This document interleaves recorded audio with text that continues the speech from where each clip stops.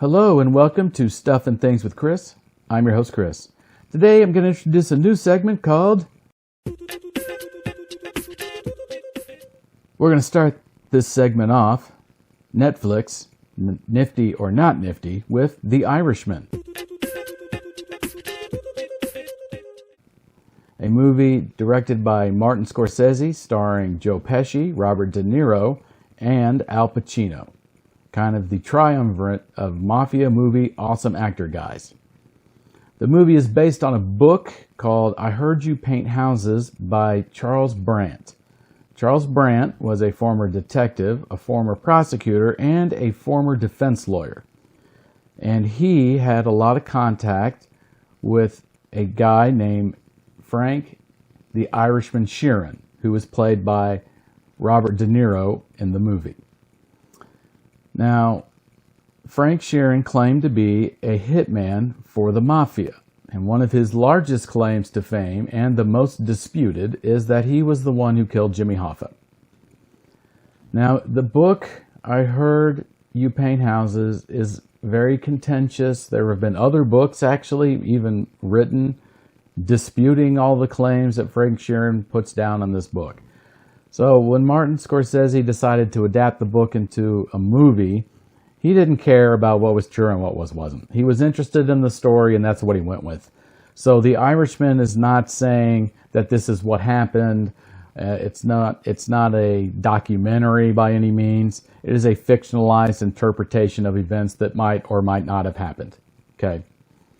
It follows the Irishman, Frank Sheeran, and his relationship with two people. Okay. Russell Bufalino, played by Joe Pesci, and Jimmy Hoffa, played by Al Pacino. Now, as Sheeran goes through his life in the mafia, he kind of rises up the ranks. He meets important people. He eventually is appointed the bodyguard of Jimmy Hoffa by Russell Bufalino, who is the mob boss of Philadelphia. And you see the interaction between these three characters and what all is going on in this general time period. Now, this movie is definitely what I would consider a talky movie. Okay, there's not a whole lot of action going on here. There's, not just gun battles everywhere and this kind of nonsense. This is a character-driven movie. There are lots of scenes where you see Frank Sheeran do his job, which is where he walks up and shoots people. They are very short in nature. They're not really the emphasis of the movie. The emphasis of this movie is the moral turpitude that occurs to people who are in the mafia and how they get to that point and how it kind of spirals out of control and what you are left with towards the end of your life after a year of being in this ambiguous moral area where this mafia code kind of comes in of, I'm honest but not honest. I protect people but don't protect people, and I casually use violence to get pretty much whatever I want accomplished. The movie is very long. This movie is 3 hours and 50 minutes. That's why it didn't show up in a movie theater. It may have been on in a few places, but if I'm a manager at the multiplex down the street, I'm not sure I'm going to put a 4-hour movie up. I can basically play that twice a day. Okay, I can put a lot more butts in seats if I put an hour-and-a-half movie in there. Also, 4-hour movies are really a physical and mental decathlon that you have to get through. There are a lot of hoops you got to jump through to sit for that long in one place for 4 hours. This movie is perfect for Netflix. The best way to watch The Irishman is to push the pause or stop button every hour. 60 minutes in, stop, go to bed, watch something else. It's going to take a while to digest all of the dialogue. The plot of the movie jumps around from various points in the Irishman's life, so that can get a little confusing. So if you try to watch it all in one sitting, you're probably going to miss a lot of stuff. Just pause, come back the next day, continue, hit 60 minutes again, pause, then finish it out the third day. I watched 45 minutes of it on a trip and then decided, you know what, when I came back to Dallas, I decided, all right, I'm going for it. I'm going all in. So I watched basically 3 hours straight. I mean, I was up till 1:30 or 2 in the morning trying to finish this thing.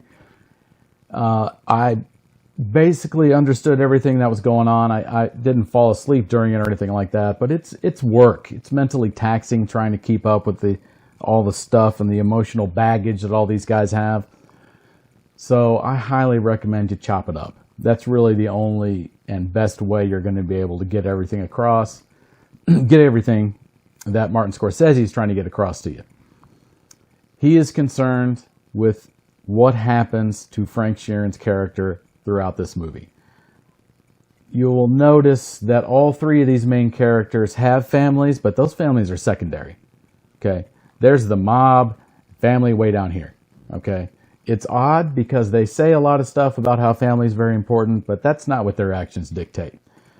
So for a lot of these guys, of course, it all comes home. They all end up in jail at various points. They all are old. By the end of this movie, Frank Sheeran is the only one still alive out of all of his mob buddies, and he's kind of alone. His family's ostracized him. He's alone in a nursing home talking to a priest who comes a couple of times a week to talk to him. And that's pretty much all he's got. So it really gives you a kind of look into how a person can end up in that situation. Because he starts off just like a normal guy. He's got a regular job. And, through a series of attempts to bring more money in for his family and a better lifestyle for them, he gets kind of caught up in this weird mafia world. Now, this movie is a Martin Scorsese movie. This is a world-class, top 3 director of all time. This is the guy who brought us Taxi Driver, Raging Bull, Casino. Okay, this is his wheelhouse. The mob movies that Martin Scorsese makes are fantastic. This is no exception. Everything in the movie is top-notch. The acting, the cinematography, the story, the writing, the production design, the costumes, all of it. All of it's amazing. Highly recommend it. It will take you a few days to get through, but it is definitely a Netflix nifty. Now, if you have any other comments or suggestions, anything else you want me to review, something you're worried you might think might be interesting to watch on Netflix but aren't sure, leave a comment in the section below. Don't forget to like this video and subscribe. And I will be back soon with more reviews. Later.